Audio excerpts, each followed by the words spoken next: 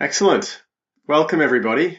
So great to see so many of you here. Quite a few early birds to the session today. So a big welcome to all of you. Really excited to have you on this session today talking about transitioning to fixed fees, which is something we've talked about for quite a long time now. And it's good to see that there's still a lot of interest and enthusiasm toward the topic. So thank you for taking time out of your no doubt busy weeks, particularly for those of you who are at XeroCon in Brisbane last week. I'm sure you're still playing catch up after that massive week. Thank you very much for joining us. Just to make sure you can, in fact, hear and see these slides coming through, if you could find the chat, which is on the right-hand side of your screen, and just let us know where you're listening in from, that would be absolutely excellent. And maybe confirm that you can, in fact, see and hear me coming through.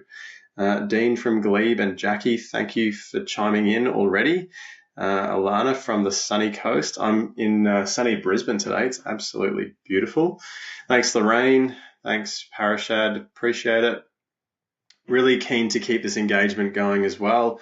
Erica from Melbourne, Cleveland. John, Albany Creek, just down the road from me. Excellent. Tanya from Perth.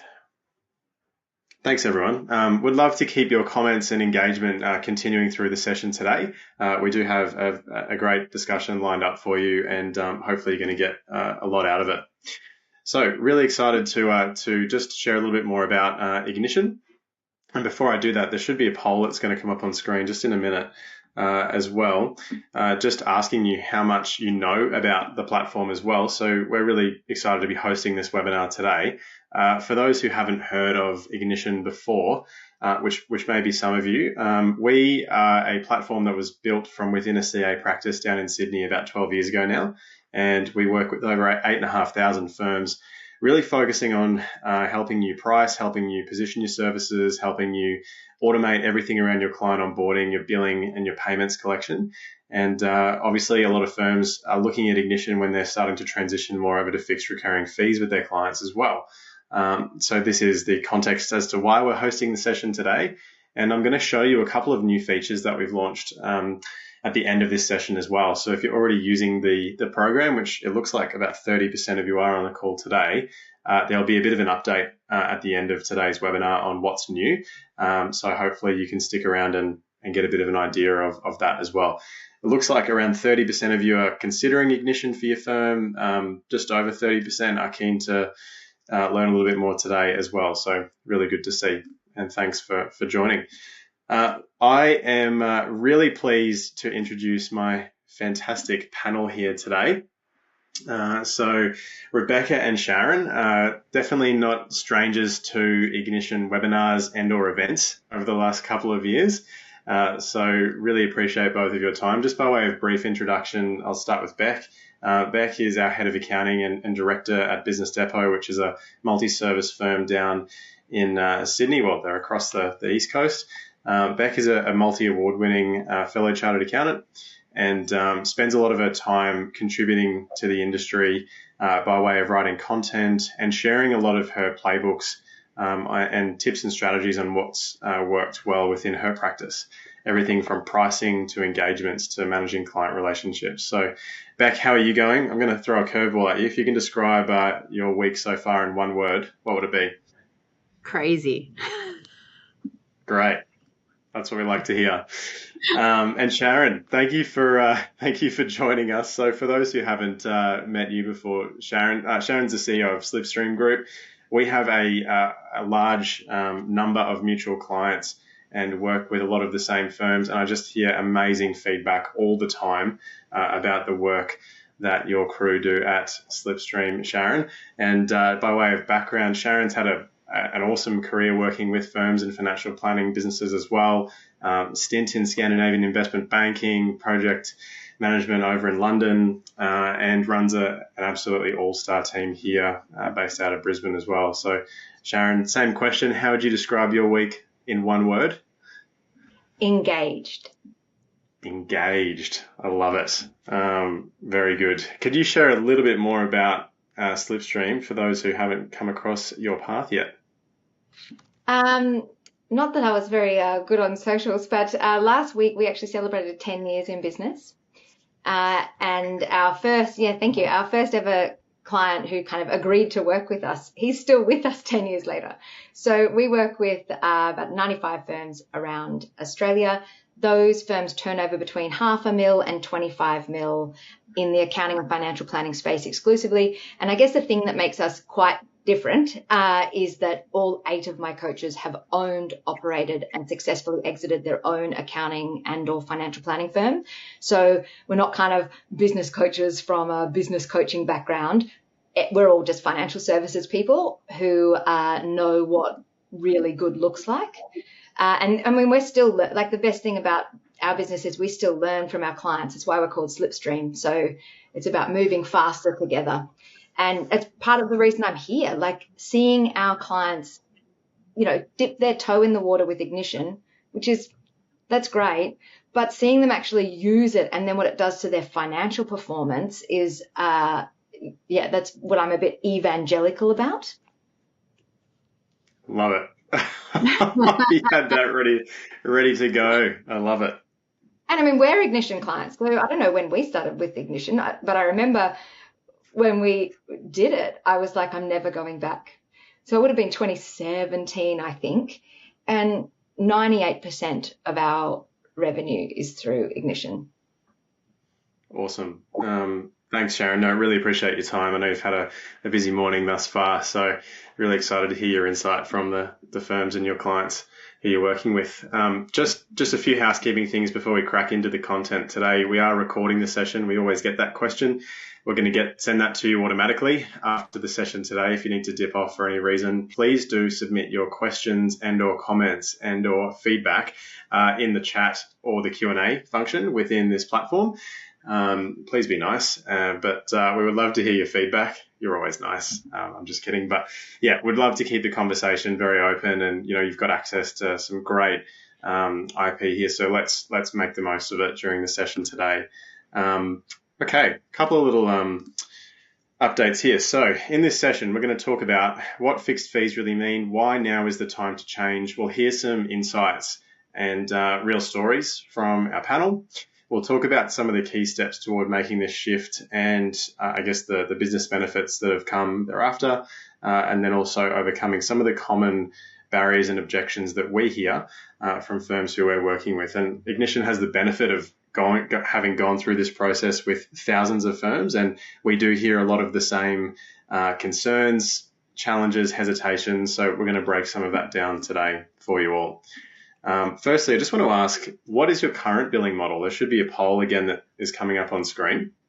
So fully fixed fee practice, value pricing, hourly time charge, or a bit of a combination. I'm going to hazard a guess that the vast majority are a combination, and I would be correct. That looks to be 70% of you. It looks like roughly 20-ish% of you are largely doing hourly and time cost, and a small percentage are doing fully fixed fees. You're all over it already and just here to learn more, I guess. But thank you for filling in that poll. That's exactly what I expected today. So, Beck, I might pass it over to you and also Sharon, but start with you, Beck. Like, what are the challenges with your practice before you went on this shift to moving to more fixed fee agreements with clients? What were some of your challenges with doing time cost billing? Actually, the biggest problem that I have wasn't even anything that's on the screen at the moment, was actually remembering to do the billing when it's time billing, because it becomes so onerous when you've got to sit there and go through timesheets and WIP reports and bill people. Like, you move to fixed fee, it just kind of happens, and you don't need that thought process. You've dealt with it at the beginning, and your revenue will just happen without you having to really think about it. But there is also these other challenges where when you bill based on time, you're constantly justifying whether or not you're doing it efficiently, how much time was spent. Aligning, your time spent instead of outcomes with your clients is so much harder, because they don't care how long it took you to do something. They're just interested in what they end up with. Yeah, that's super interesting. So what does that look like for you now? In terms of those things you just mentioned. So aligning with outcomes, how are you pricing now? How has that impacted your strategy?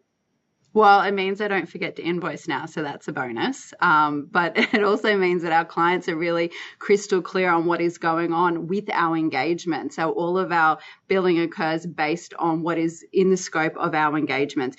We all know that scope creep happens and that there will be items that will come up that we didn't factor in the beginning. But because we have a really comprehensive library of fixed fee charges against not just the services we offer, but the more granularly in there, the services that we offer our clients of different sizes, different shapes, depending where they are in their growth cycle and how complicated their affairs are. We've got that mapped out. So it means as well, I don't need to approve everything. There is a lot more flexibility and empowerment of the team to actually invoice out themselves and to create those engagements.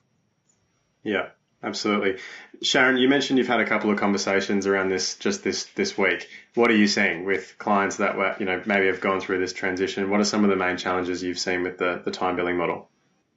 So for the audience, I did dial into this webinar later than agreed because I was dealing with a firm it's a significant size firm who are time-based billing. And I think my argument for everyone is almost no one is truly time-based billing. So it's like whatever we charge them in 2011 plus 5% year on year, like last year it took 10 hours. No, I don't think anyone is truly time billing. I don't think people are I certainly don't think partners are accurately accounting for their own time.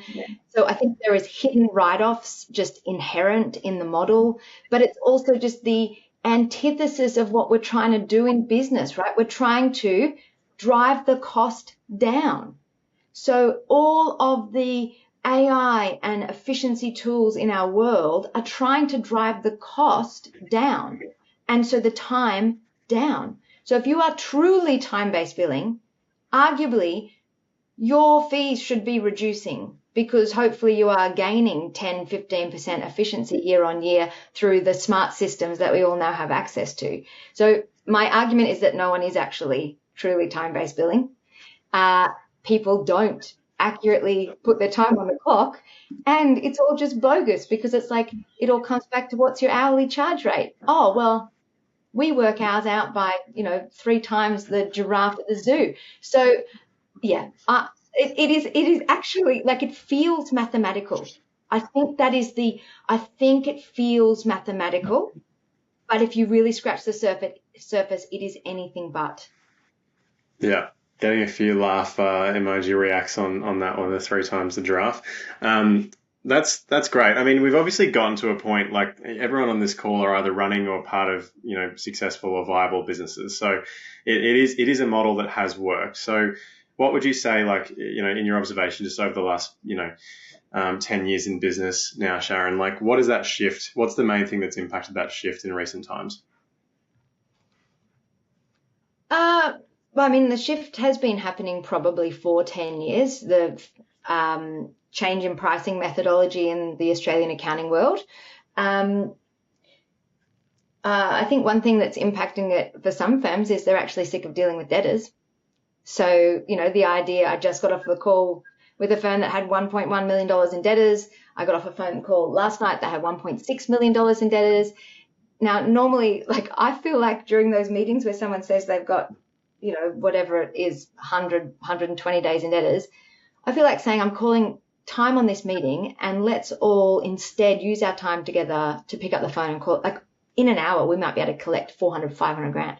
So one of the changes is they're sick of dealing with debtors.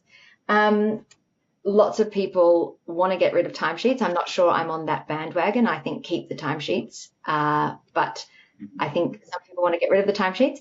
The other thing is it just doesn't accurately reflect the value that is being delivered to clients. So if I could save someone 250 grand in tax, but it's going to take me 6 hours, if I'm truly time billing, that's, well, at my hourly, no, that's like, whatever, $1,000. I'm going to save $250,000, but I'm going to charge you $1,000. Well, that's true time billing.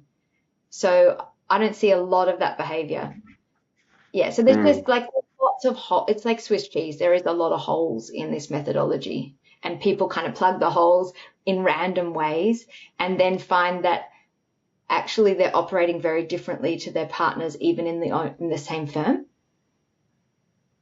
Absolutely. Yeah, ain't that the truth? The amount of firms that we talk to that have completely different pricing and billing and collections processes per partner within the same firm is quite scary, to be honest. So, no, I love all the points that you've just made. Beck, I guess you talk a lot about, you've done a lot of content around like actually displaying the fee upfront for clients and getting them to agree upfront to that full fee schedule over the year. How did you go about doing that, and what are some of the options for firms who are not yet doing that? Look, I suppose when you're doing this, you can either go all in or you can test the water. I went all in because it's my nature.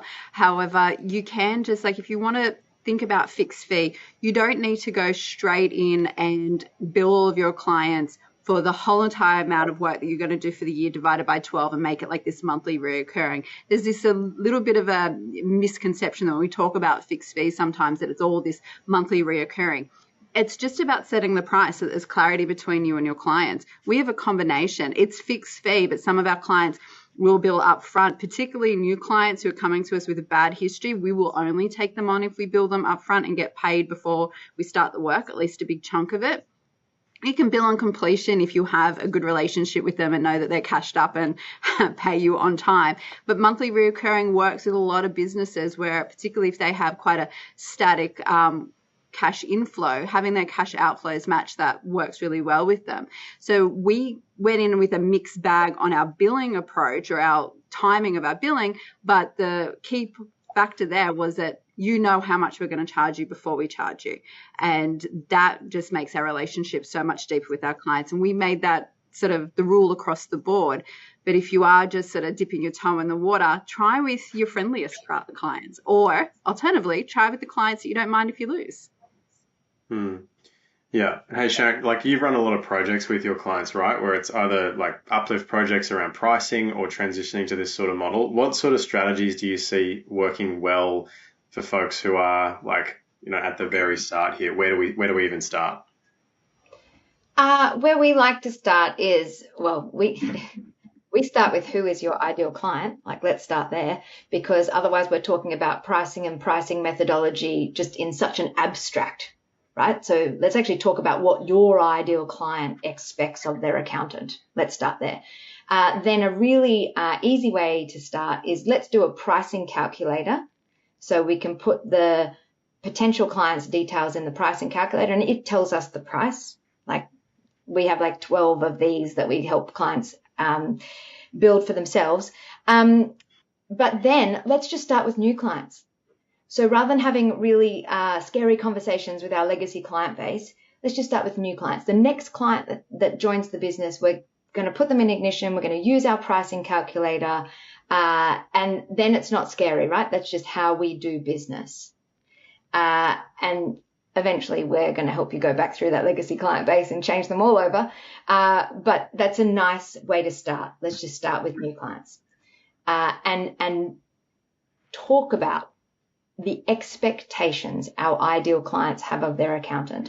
And I would argue that very few clients these days want a scope, a massive scope. We don't know what the price is. Like, we want someone with conviction that's confident. Give me your terms and conditions saying, if we find these issues out of scope, we'll pick up the phone and call you. But I'm not signing blank checks anymore. I'm not signing, we don't know how much it is, just let's get started and we'll work it out. Like, it's 2025. That is not how business is working. And I feel like it's a lose-lose, because if you do my work and I find out the actual fee at the end, let's say I'm surprised and negatively surprised by that fee. Well, that's not a good outcome for you or for me. Let's say I'm positively surprised, like, I thought it would be more. That's not a good outcome for you either. So I feel like it's just a lose-lose at the end with surprise, whereas we can actually sort of scientifically work out fee tension and price tension if it's upfront. So we can show you that is maths, right? So that is maths, fee tension upfront, but you can't do that work if it's all in arrears. So a nice place to start is just conceptually. Who's my ideal client? How would I charge them? How would I bill them? Let's forget my current business. If I was to start again, what would I do? Yeah. That's great. Beck, have you ever had clients totally push back, like to Sharon's point? Are clients hating the fact that you're quoting them up front? Has that ever driven away business? Probably the clients you didn't want to be working with and that would result in annoying conversations later. But what does that look like for you? I don't think that that's happened in the last 10 years, at least. I cannot recall one moment where someone said to me, no, I'm really unhappy knowing how much I'm going to pay for this service. I just, I think it's ludicrous to think that in current day and age, that's a problem for clients, clarity. Yeah, absolutely. We're just going to talk about timing of invoicing here as well, and another poll will just appear magically on your screen on the right.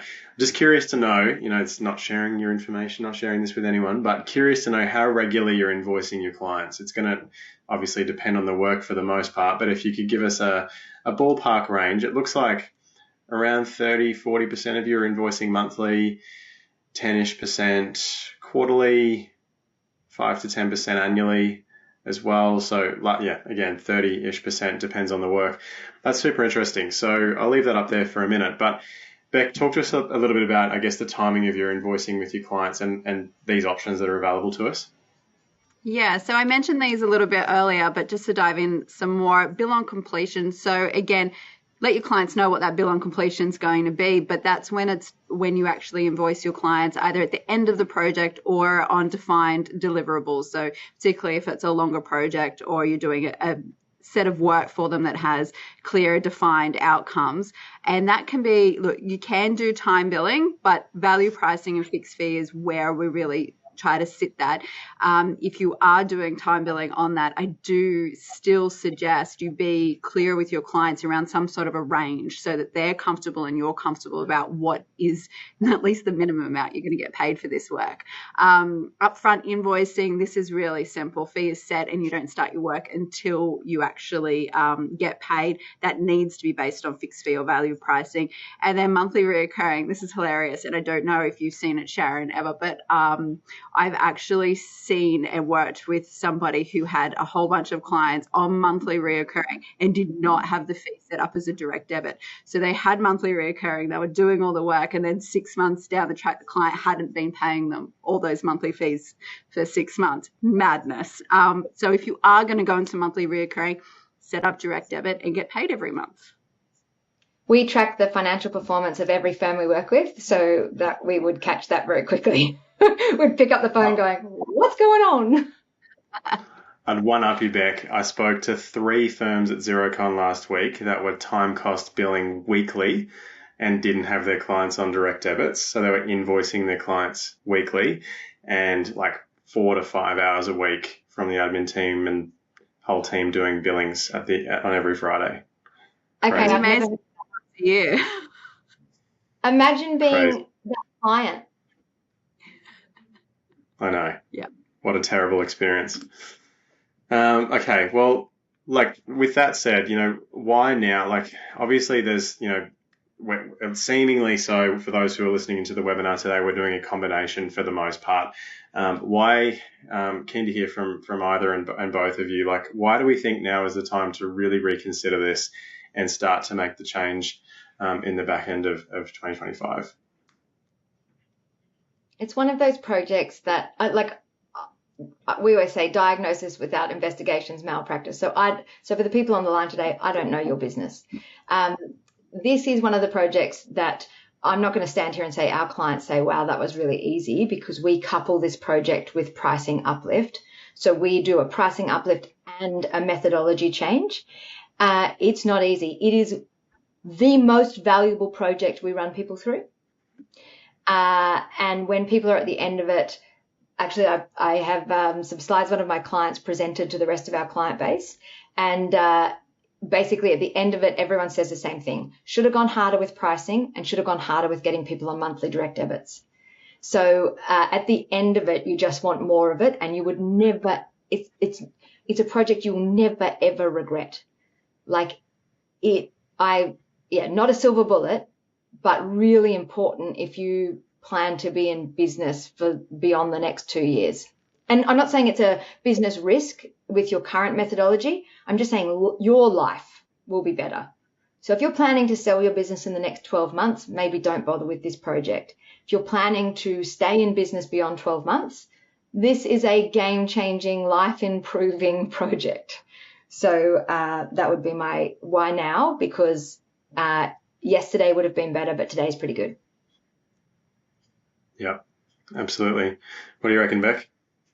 Oh, look, I think the question actually needs to be more, if not now, when? So, it's been the right time to make this change at any point in the last 15 years. For the majority of us, it's just making the time to make it happen, because time billing, while it has a foundation, particularly in the zoo with giraffes, it's just not something that lives properly in our real world. It doesn't create scalability. It doesn't create growth. It doesn't create comfort. It doesn't help you sleep at night. None of these things do. And as a business owner, knowing that my invoicing's covered, knowing that I'm getting paid, knowing I can pay my staff, know that I have profits, knowing all those things, they're the things that help me sleep and make all of this hard work and what I do worthwhile. Yeah, absolutely. Sharon, I wondered whether if you were able to just share any more sort of context around those firms from last week, or even just any other sort of insights based on firms that have gone through this project. You raise a great point in that, doing this in isolation, it's often coupled with a complete review of like, what are the services we're offering, what actually are our costs to deliver, what are our desired margins, and how should we price and package overall. But yeah, any other stories or I guess case studies that come to mind? Yeah, so we do start with that, who is your ideal client? Because redesigning your pricing just because you have your current client base, lots of people are actually carrying way too many clients. So it is what we call is a holistic revenue fact find. Where does your revenue come from? Do you have the Pareto analysis where 20% of your clients deliver 80% of your profit? Like, it's a full fact find if you're going to undertake this project properly. And I think it is one that deserves to be done well. Like, yeah, I wouldn't want to stuff this project up, because there is a real downside risk if you go from hourly rate to fixed and you don't have the systems to capture work out of scope and things like that. So we have like a 12-step process, and don't miss a step. You just do it this way because it works, and we've done it 100 times. But for our guys particularly firms who've been around for a long time, like, the first sale is to yourself. First, you have to believe that it's a better way to run a business, and you have to believe that the business will be better. The second sale is to your team. So that's where, like, our guys have said, okay, to get our team on board with this change, because actually not as much in it for them, right? It's much better for the owner, much better for cash flow, better for profit usually, but we have to also get the team on board. So I just had someone present how they got their team on board with the change coming. But I've got a slideshow that someone presented here, and I love the precision with which you can track this project. So these guys, and I think it is the case for quite a few people who tell me, oh yeah, we use Ignition. And I say, what percentage of your client base are on Ignition? And they say, 5 or 10. I just don't think you get the payoff or the freedom unless it's a lot more. So we had this firm say, we started with 20% of our clients on monthly proposals. So that's where they started with us, and 80% of their clients were still time-based. And halfway through the project, they had 56% of the revenue on monthly recurring with Ignition. And then through the project, that we have 87% of total revenue now on proposals, with 96% payments enabled. They've added, this was 5 months into the systematic proposal. And these guys, this is on a 1.6 revenue. They've up 200K in profit, right? 200K in profit. But more importantly, cash flow is no longer a concern.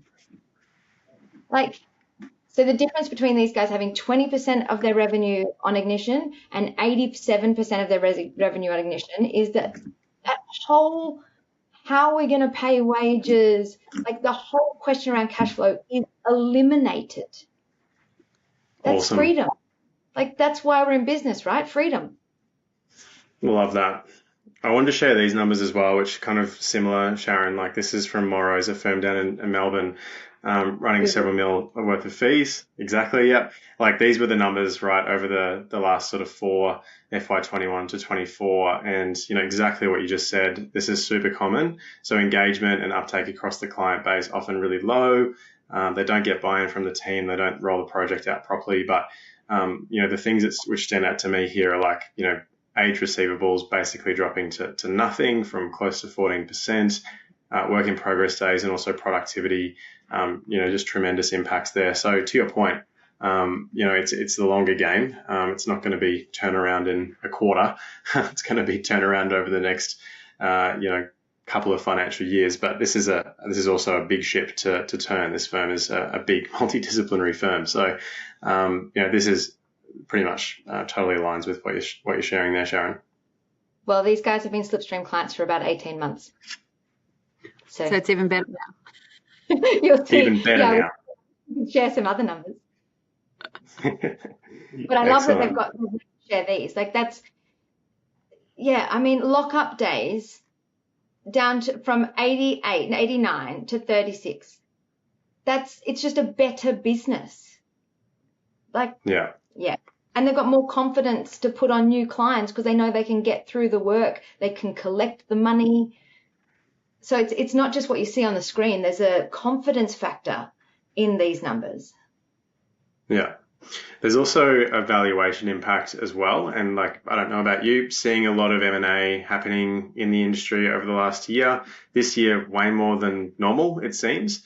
Maybe everyone's just fed up and sick of it and wants to retire. But we're seeing very tangible impacts on sale prices for firms that have got these processes in place as opposed to those that don't. I'm sure you're seeing similar. Yeah, it hadn't occurred to me, but I'm sure that's part of the due diligence tick and flick. For sure it would be. For anyone on the line, it would be your question if you were buying a business. So cash flow is a major valuation metric for businesses, so that makes complete sense. Yeah, totally. All right. I'm going to actually just crack on a little bit. And Beck, if you want to talk to us just around some steps here to make the shift. So, if we're sitting on this webinar today feeling energized, motivated to change something over the next few months, what were your steps that you went through personally to start making this shift? This is the super short version. You will get far more information in the actual fixed fee playbook on how to do this. But really, you have to start with your services, because if you don't know what services you are offering, how can you do engagements and how can you set your prices? So figure that out. Make sure that you understand how much it costs you to deliver those services, because that will align with how much you need to charge to ensure that your price is profitable. Sense check that against the market. And then if you have got changes in your client base, you have small clients, startups, you have mature clients, you have large clients, you have complicated and easy clients, have different tiers in your pricing as well. Makes it a lot easier to just quickly flick out engagements when you know what the difference needs to be based on parameters. I go into that in a lot more detail in the playbook that you will all get. Interestingly enough, however, out of this process, what we ended up doing is actually not offering some services, because by the time we went through how much we would need to charge to make the profit that I wanted, compare it to market, it was not for us anymore. And that's okay. Yeah. I'm good with it. Yeah, that's awesome. Excellent. In terms of then your process for out of scope work's come up a couple of times in this conversation already. This is the greatest fear, leaving money on the table, underpricing, not doing the DD properly before we start the work, and getting blindsided. What are some of your processes, Beck, for catching that early?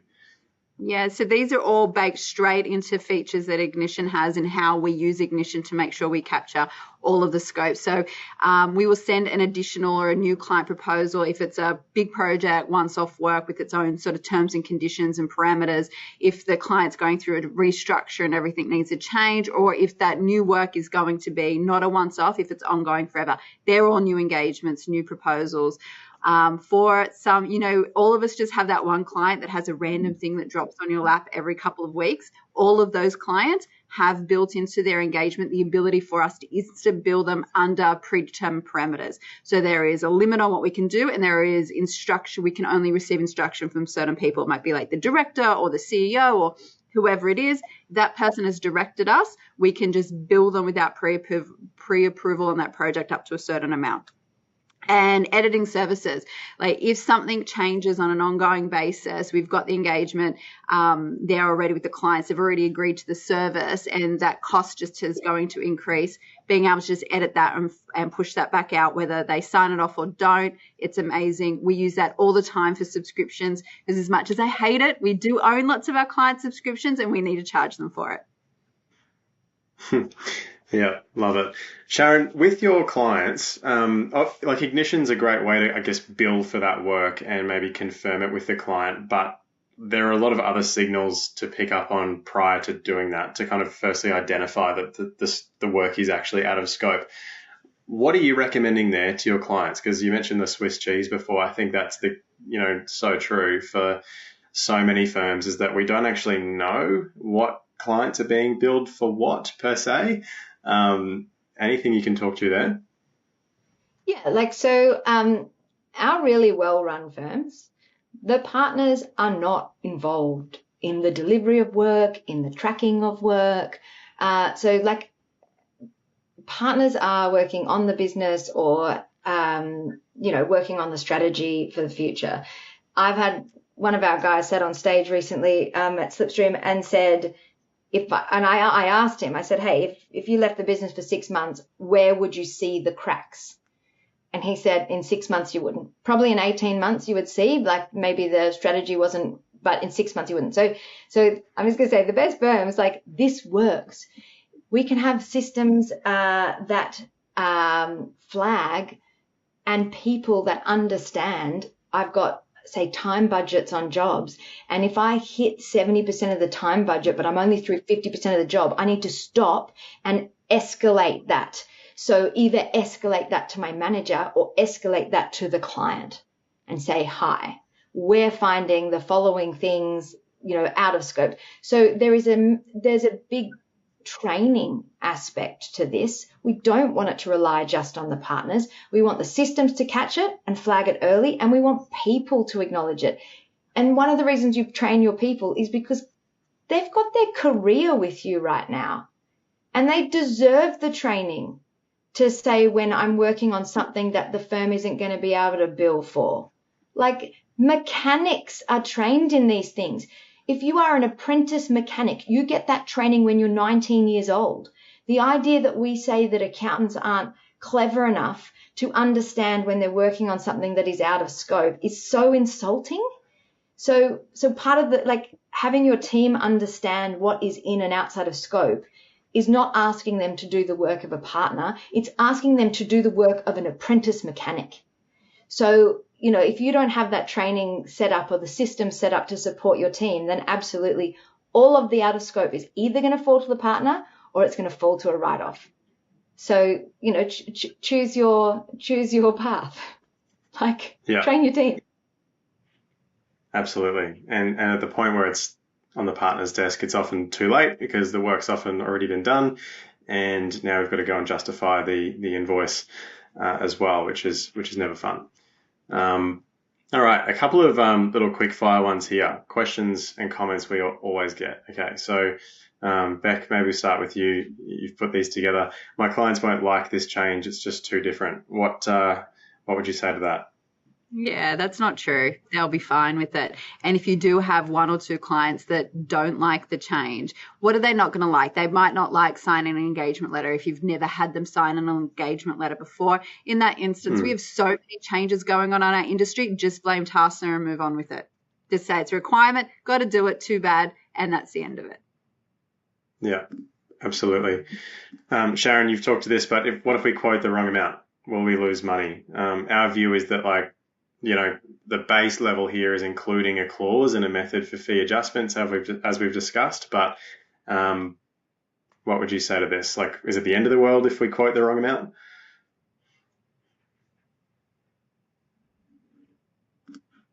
Oh, I think we just lost Sharon.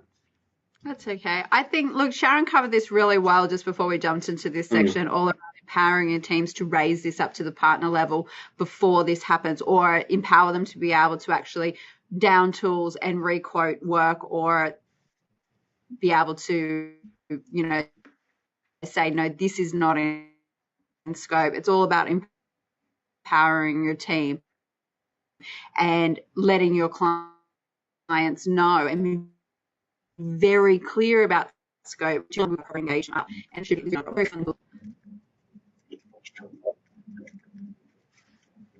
Yeah, I think we might be having some issues with our streaming tech today, but we'll crack on. The final one here is around making changes to the engagement and the proposal if you get it wrong. And this is what I'm going to show you now using the Ignition platform and ways that you can do that. And there's some new stuff here as well, again, for those that have used it before.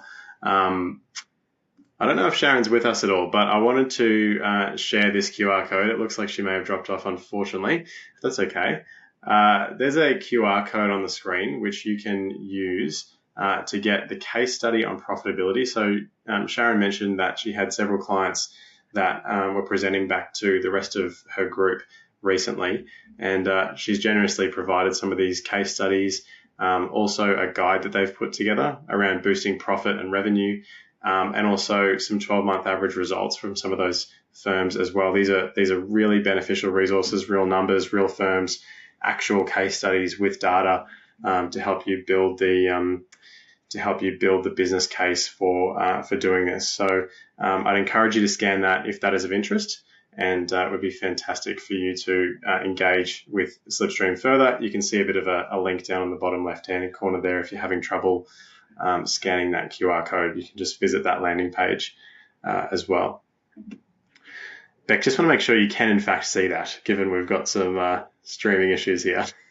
I can see that. It seems like it's just the two of us left here. Great. Sounds good. Well, I'll say thank you to one of you, and thank you to Sharon if you're in the background somewhere, lost in the stream. And really appreciate both of you sharing some insights today with us. I just wanted to talk a little bit now. Before I do that, we do have a webinar that's happening next week on the 16th, and so there should be a button here that will come up on screen that is going to enable you to register for that. It's a masterclass around pricing, and we'll specifically go into some of our features that are more focused around how you can set up your service library, your pricing formats, and so on as well. And that is going to be next Tuesday, the 16th. So I'd encourage you to check that out if that is of interest for you as well. Okay, now I really want to make time just for a little bit of practical here. So we've heard a lot about the theory. I want to show you how this can actually work. So how do we set up a proposal that captures scope, that allows us to bill for out of scope work, that allows us to vary the fee, that allows us to really clearly communicate this to clients. So this is everything that Ignition is designed to assist with. So everything, as you can see on screen, from the capturing and qualifying of leads, the management of your pipeline, of course, the sending of your proposals and contracts, collection of information through forms, automation of your invoicing and billing, and then the collection of payments and billing for out-of-scope work. So here is where I want to focus on today and just talk about a couple of key features that will help you make this transition if this is something that you're keen to do within your practice. What Ignition does is helps you to create a really slick looking proposal.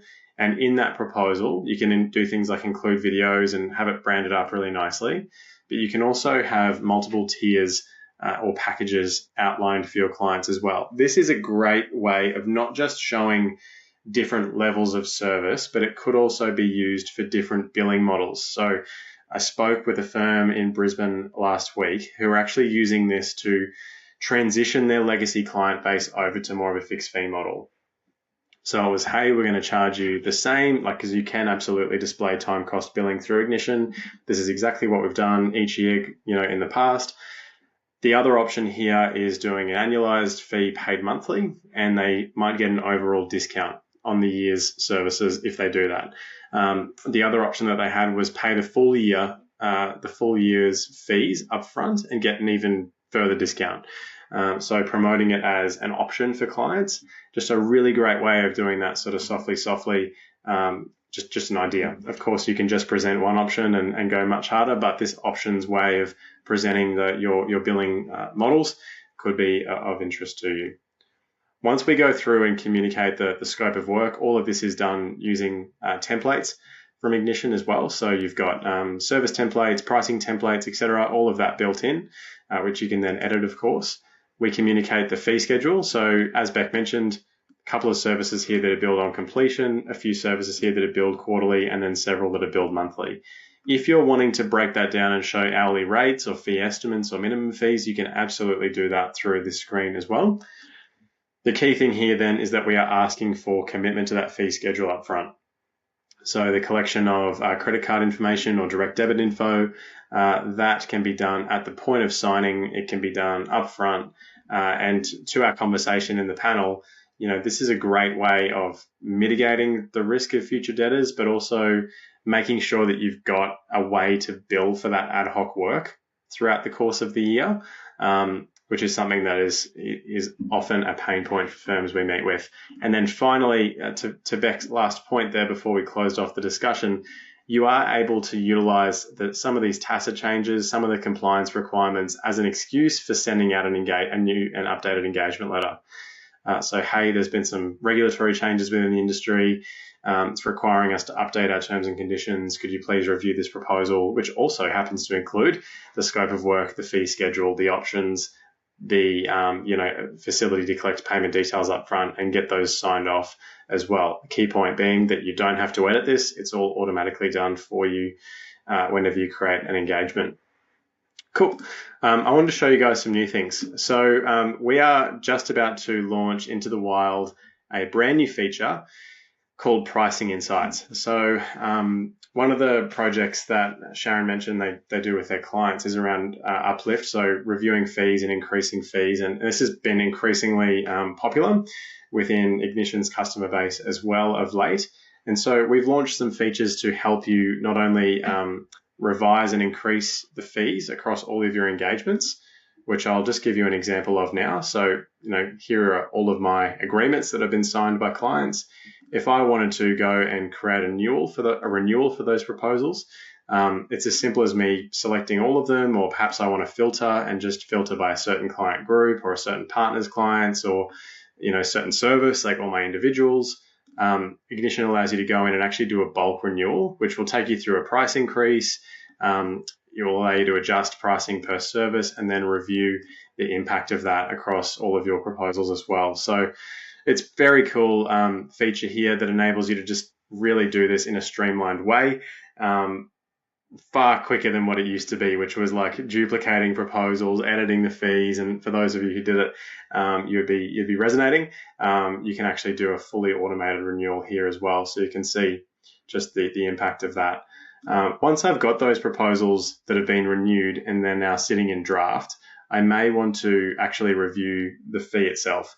So what I can do is jump into the proposal, go into my services tab here, and this is where we can launch a pricing insight. So we'll give it a minute here, go through into my services tab. This is just a general compliance agreement that I've got using one of our templates here. You can see this is largely fixed fee, but as I mentioned, you've also got the opportunity to quote, time and cost in combination, or a minimum fee or an estimate. So, even if you're thinking about dipping your toe into the water here, it might be that we just present a fee estimate, so it's going to be $2,500 to $3,500 as an estimate, but we're doing that up front and we're asking our clients to commit to that up front as well. You'll have noticed this analyze price button, which I think is super exciting. So here is the new feature that I just mentioned. What we're able to do using some of the AI that's sitting behind Ignition's model is actually get a price insight that's driven through all of the pricing and all of the data that's sitting behind Ignition's billing model.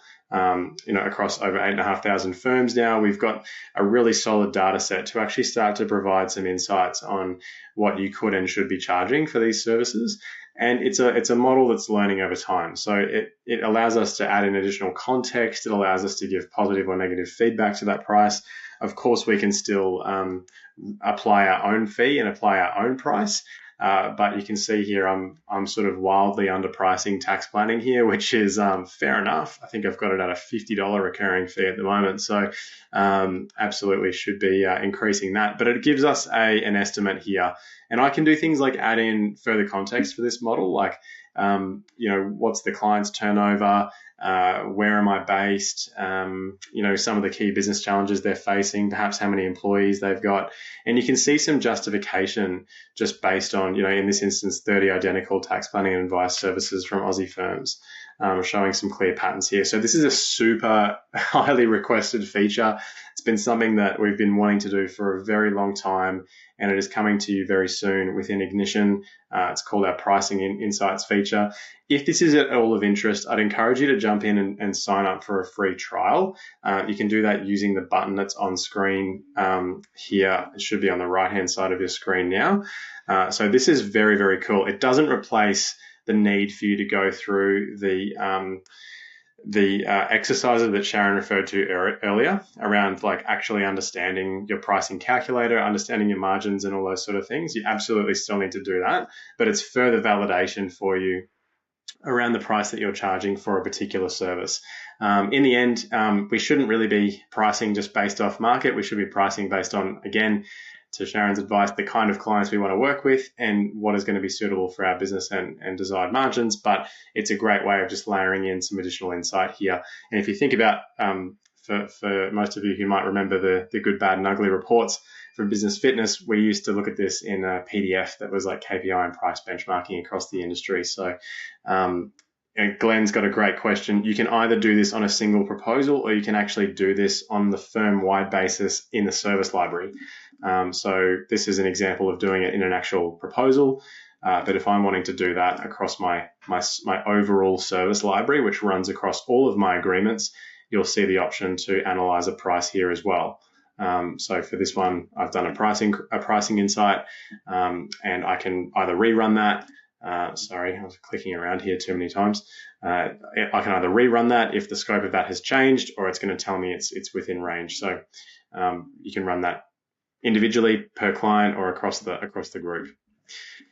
The other one that I just wanted to mention, which falls into this sort of pricing piece a little bit, is forms. It's one of our most recent features. We've only just launched this, and we're going to build this out more and more over time.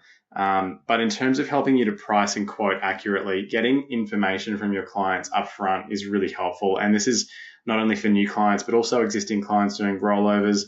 My accountant who uses Ignition has started to use this feature, and they just sent out a form, to ask whether circumstances have changed and, what sort of income applies over the last financial year. So just more information gathering that's all automated, connected to your billing engine, and enables you to quote more accurately is part of this as well. Excellent. Finally, some of you may have seen this deals functionality, which again, relatively new, enables you to have a pipeline, which is sitting within Ignition with forecasted win rates, values associated. You can have these cards here which represent your different clients. You can attach forms, you can attach proposals, not just for new clients, but it also might be repricing projects. Like, hey, we're going to run a reprice across this partner's clients. We're going to do it across the B grade clients, and we're going to do that for this quarter. Okay, well, I can create a whole bunch of deals there, track their progress, track the value of that work, make sure they've all gone through their reviews, and then get those reprice agreements signed. Excellent. That was everything I wanted to show you. So we do have a bit of an offer this month as well. So from Xerocon, actually, we extended it from last week. We've got a fantastic pricing deal for you if you're not yet using Ignition. We've got some onboarding that is a priority onboarding offer as well, with a tailored customized success plan over your first 12 months. And for those of you who have clients that are also in professional services, think about architects, consultants, marketing agencies, anyone that sort of would benefit from a contract and also then a once-off or recurring payment. Ignition's a great fit for those businesses too. And we've got some really outstanding referral bonuses there for our customers, for those of you who are on. If you've got clients who are facing these similar challenges around collections, around sending of proposals, around improving cash flow. So these are challenges we can solve for them as well.